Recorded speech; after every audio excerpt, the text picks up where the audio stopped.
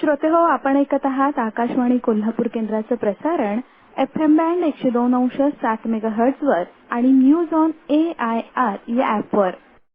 मंडळी, आता वेळ झाली आहे कृषी विषयक कार्यक्रम ऐकण्याची. तेव्हा ऐकूया केंद्रीय कृषी आणि कृषक कल्याण मंत्रालयाच्या वतीनं शेतकरी बांधवांसाठी सादर होणारा कार्यक्रम किसान वाणी.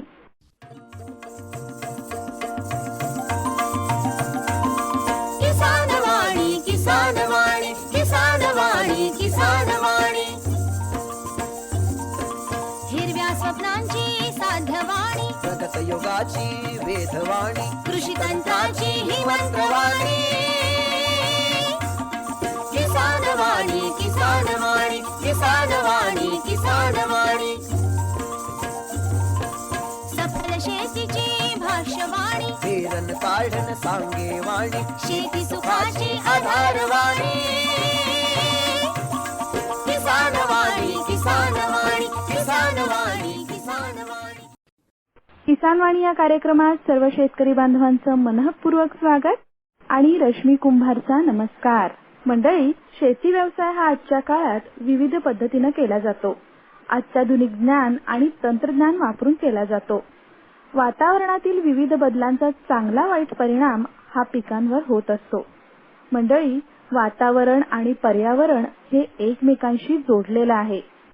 पिकांची व्यवस्थित वाढ होण्यासाठी आणि कमी खर्चात जास्तीत जास्त उत्पादन मिळवण्यासाठी पर्यावरण चांगलं असणं हे खूप महत्वाचं आहे बरं का. आणि म्हणूनच मंडळी, पर्यावरणाचे रक्षण करणं हे शेती क्षेत्रासाठी आणि एकूणच सगळ्यांसाठी खूप महत्वाचं आहे. शेतकरी मित्र हो, आज जागतिक पर्यावरण दिन आणि त्याच अनुषंगानं आजच्या कार्यक्रमात आपण वनस्पती शास्त्रज्ञ आणि पर्यावरण तज्ज्ञ श्री मधुकर बासुळकर यांनी दिलेली माहिती ऐकणार आहोत.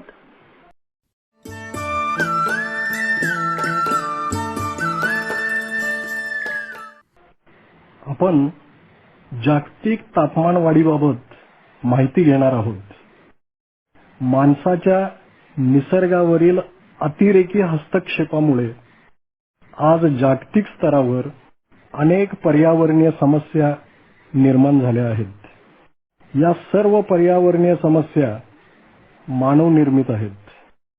यातील सर्वात गंभीर समस्या आहे जागतिक तापमानवाढीची, म्हणजेच ग्लोबल वॉर्मिंगची. यामुळं संपूर्ण जगाचं तापमान दरवर्षी वाढत चाललंय. उकाडा असह्य होऊ लागलाय. उन्हाळा वाढतच चाललाय. थंडीचं प्रमाण कमी होत चाललंय. पूर्वीसारखी थंडी पडतच नाही. हवामानात सातत्यानं बदल होत आहेत. पावसाचं प्रमाण आणि पावसाचं वेळापत्रक विस्कळीत झालंय. पावसाची अनियमितता वाढली आहे. पाऊस कधी वेळेत पडतच नाही. हवामान बदलामुळं चक्रीवादळांचं, अवकाळी पावसांचं, ढगफुटींचं आणि गारपिटींचं प्रमाण मोठ्या प्रमाणात वाढलंय. पाऊस पावसाळ्यात कमी जास्त पडतो, पण अवेळी मात्र भरपूर पडतो. अगदी कमी वेळेत प्रचंड पाऊस पडतो आणि पूर येऊन मोठं नुकसान होते. काही भागात तरी पाऊस अजिबातच पडत नाही. एकीकडे ओला दुष्काळ तर दुसरीकडे कोरडा दुष्काळ, अशी विचित्र परस्पर विरोधी परिस्थिती निर्माण होऊ लागलेली आहे. यामुळं पृथ्वी तलावर जगणंही असह्य होऊ लागले. हवेचं वाढतं प्रदूषण हे जागतिक तापमानवाढीस जबाबदार आहे. प्रदूषणामुळं हवेमध्ये कार्बन डायऑक्साईड, मिथेन आणि नायट्रस ऑक्साईड यांचं प्रमाण सातत्यानं वाढत चाललंय. या वायूंना ग्रीन हाऊस गॅसेस असं म्हणतात, म्हणजेच हरितगृह वायू असं म्हणतात.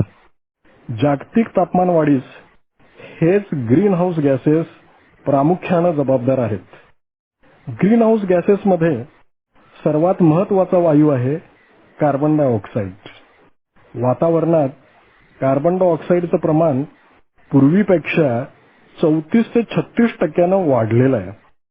जागतिक तापमानवाढ प्रक्रियेत एकट्या कार्बन डायऑक्साईडचा 72% इतका वाटा आहे. पेट्रोल, डिझेल, लाकूड आणि कोळसा यांच्या ज्वलनातून कार्बन डायऑक्साईड वायू बाहेर पडतो. याशिवाय आपल्याकडं जंगलांना वणवे लावले जातात, गवताळ कुरणं पेटवली जातात, उसांचे फळ पेटवले जातात, शेतातील पालापाचोळा, गावातील आणि शहरातील कचरा जाळला जातो. या सर्व कृतीमुळेही कार्बन डायऑक्साईड मोठ्या प्रमाणात हवेत मिसळतो. कोकणात राब जाळून शेती करतात. कुमरी शेती पद्धतीत जंगलं जाळून शेती केली जाते. यामुळेही कार्बन डायऑक्साईड मोठ्या प्रमाणात तयार होतो. यामुळे दरवर्षी जागतिक स्तरावर कार्बन डायऑक्साईडचं प्रमाण सतत वेगानं वाढत चाललं आहे आणि यामुळंच पृथ्वीच्या तापमानात सातत्यानं वाढ होते आहे. ही बाब अत्यंत चिंताजनक आहे. जी परिस्थिती आपल्या देशात आहे त्याचप्रमाणे अशीच स्थिती इतर देशांमध्येही आहे. मग तो विकसित देश असेल नाहीतर विकसनशील देश असेल, परिस्थिती सर्व ठिकाणी अशीच आहे. नैसर्गिकपणे कार्बन डायऑक्साईड शोषून घेण्याची क्षमता फक्त वनस्पतींमध्ये आहे आणि यामध्ये सर्वात मोठा सहभाग जंगलावनांचा आणि वृक्षांचा आहे. पण अलीकडील काळात विविध विकास प्रकल्पांसाठी, औद्योगिकीकरणासाठी, शहरीकरण आणि रस्ते विकासासाठी मोठ्या प्रमाणात जंगलतोड आणि वृक्षतोड सुरू आहे. सर्वत्रच वनक्षेत्र झपाट्यानं कमी होत चाललंय. यामुळे कार्बन डायऑक्साईडचं प्रमाण कमी होण्याऐवजी वाढतच चाललं आहे. या सर्व कारणामुळेच जागतिक तापमानवाढीचं संकट दिवसेंदिवस गंभीर होत चाललंय. आपल्या देशात तरी वनांची परिस्थिती फारच गंभीर आहे. पर्यावरण संतुलनासाठी 33% भूक्षेत्र जंगलव्याप्त असणं आवश्यक असताना आपल्या देशात 20%च जंगल शिल्लक आहे. यातही विरळ वनांची टक्केवारी जास्त आहे. दाट वनक्षेत्र अवघं 7 ते 8% इतकंच शिल्लक आहे. आपल्या देशात दरवर्षी 10 लाख हेक्टरवरचं जंगल नष्ट केलं जाते. तर दरवर्षी विविध प्रकल्पांसाठी आपल्या देशात 7 अब्ज वृक्ष तोडले जातात. ही बाब आपली चिंता वाढवणारी आहे. भारतात दरडोई वृक्षसंख्या अवघी 28 इतकी आहे. ती कमीत कमी 60 इतकी असणे आवश्यक आहे. हीच दरडोई वृक्षसंख्या अमेरिकेत 799 इतकी आहे, तर चीनमध्ये 130 इतकी आहे. यासाठीच आपणास वनक्षेत्र आणि वन आच्छादन क्षेत्र वाढविणे गरजेचं आहे. यासाठी आपणास मोठ्या प्रमाणात वृक्ष लागवड करून त्यांचे संवर्धन करणे आवश्यक आहे. वनांचे आणि वृक्षांचे विनाश करणाऱ्या विकास प्रकल्पावर अंकुश असणेही आवश्यक आहे. आपला देश जैवविविधतेने अत्यंत समृद्ध आहे. पृथ्वी तलावरील 17 देश जे जैवविविधतेने अतिसमृद्ध आहेत, अशा 17 देशांमध्ये भारताचा समावेश आहे. ही बाब आपल्या सर्वांसाठीच अभिमानास्पद आहे. पण जगभरातील ज्या देशांमध्ये जंगल विनाशाचा वेग सर्वात जास्त आहे, अशा पहिल्या 10 देशांतही भारताचा समावेश आहे. ही बाब मात्र खेदजनक आहे. भारतात वनस्पतींच्या 50,000 प्रजाती असून यापैकी 30,000 स्थानिक देशी असून सुमारे 20,000 प्रजाती विदेशी आहेत. आपल्या पश्चिम घाट परिसरातील वनक्षेत्रात वृक्षांच्या 650 प्रजाती असून यापैकी 352 वृक्ष प्रजाती प्रदेशानिष्ठ म्हणजेच एंडेमिक आहेत. हे वृक्ष भूतलावर फक्त पश्चिम घाट परिसरातच सापडतात. महाराष्ट्रात वृक्षांच्या 352 प्रजाती आहेत. यापैकी 460 देशी प्रजाती असून 292 प्रजाती विदेशी आहेत. कोल्हापूर जिल्ह्यात वृक्षांच्या 340 प्रजाती आहेत. यापैकी 214 देशी प्रजाती तर 126 विदेशी प्रजाती आहेत. स्थानिक पर्यावरण संतुलनासाठी आणि स्थानिक परिसंस्थेच्या विकासासाठी देशी वृक्षांची लागवड करावी.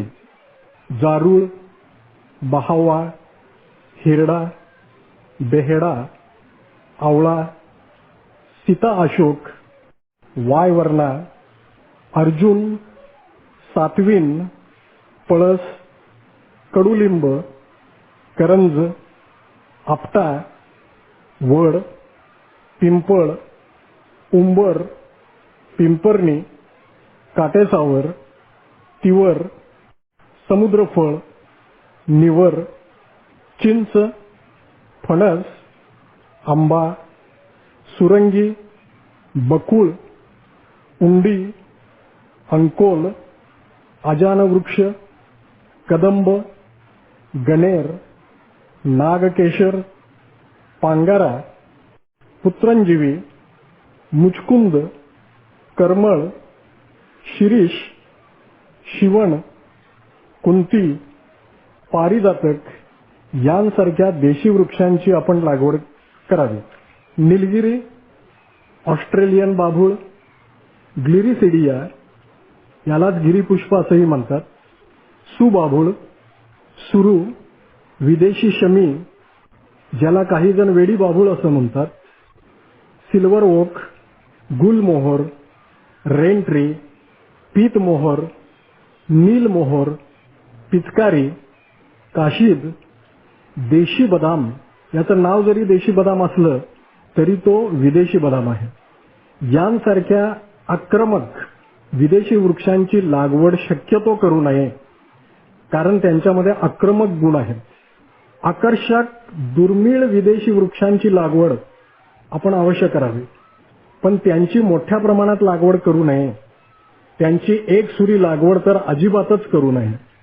देशी वृक्षांच्या बियांचे संकलन करून त्यांच्यावर आवश्यक प्रक्रिया करून त्यांची रोपे तयार करावीत आणि रोपे 3 ते 4 फूट उंच झाल्यानंतर त्यांची लागवड करावी.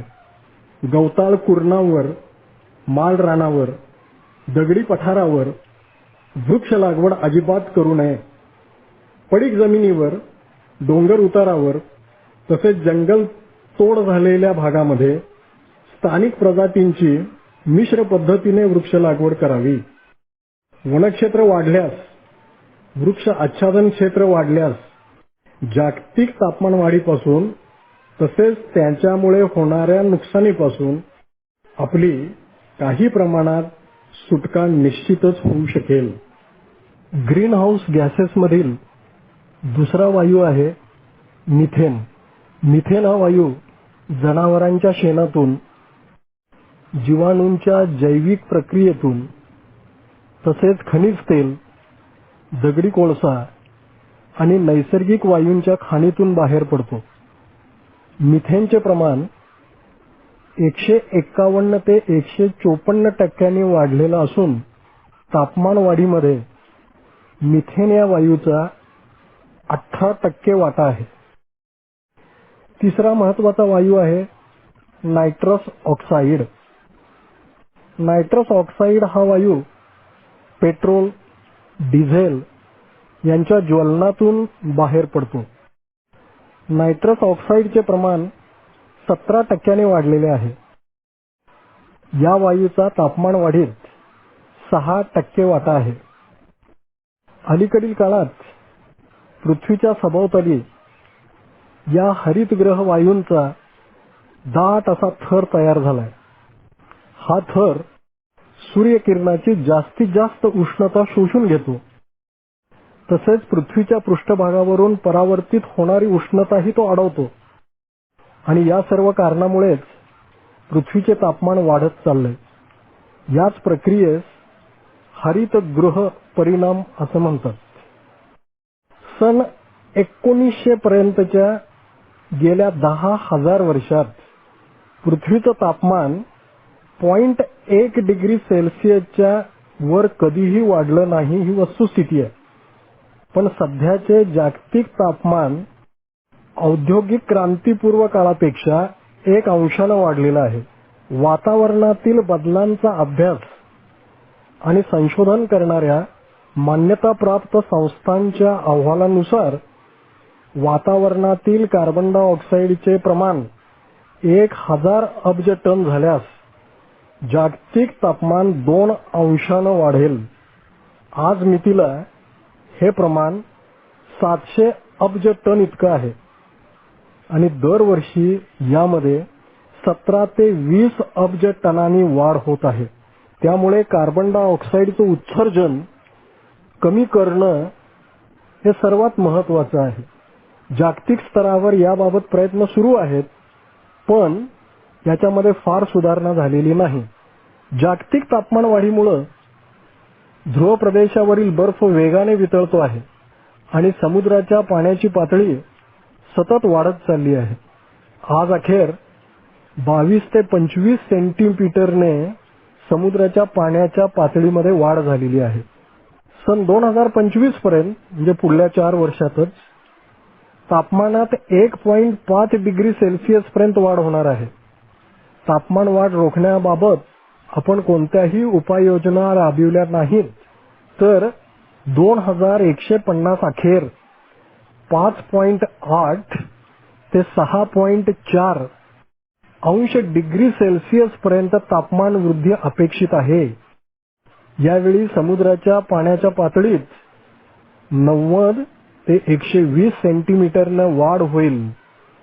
त्यामुळं Maldives, Madagascar, Mauritius, Bangladesh, Sri Lanka, Japan, Indonesia, Malaysia यांसारखे 27 देश तसेच अनेक लहान मोठी बेटं, गावं आणि शहरं समुद्राच्या पाण्यात बुडतील आणि याचा सर्वात जास्त धोका उष्णकटिबंधातील देशांना बसणार आहे. भारतातील मुंबई, कोलकाता, चेन्नई तसेच समुद्र किनाऱ्याजवळील लहान मोठी शहरं व अनेक गावांना सर्वात मोठा धोका असेल. अंदमान निकोबार, लक्षद्वीप बेटे पूर्णपणे पाण्याखाली जातील. यावेळी आपल्या देशाची स्थिती अत्यंत भयावह असेल. यामुळं आपण सर्वांनीच वेळेत सावध होणं आवश्यक आहे. धन्यवाद.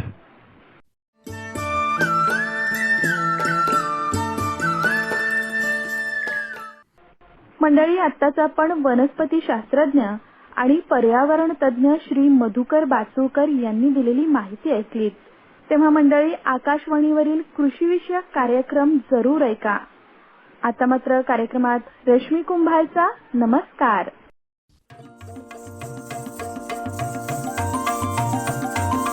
किसान वाणी, किसान वाणी, किसान वाणी, किसान वाणी. हिरव्या स्वप्नांची साध्यवाणी, प्रगत योगाची वेधवाणी, कृषी तंत्राची ही मंत्रवाणी. किसान वाणी, किसान वाणी, किसान वाणी, किसान वाणी.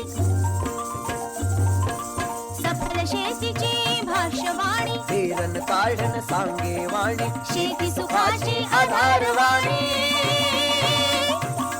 किसान वाणी, किसान वाणी, किसान वाणी, किसान वाणी. केंद्रीय कृषी आणि कृषक कल्याण मंत्रालयाच्या वतीनं सादर करण्यात आलेला कार्यक्रम किसान वाणी आत्ताच आपण ऐकलात.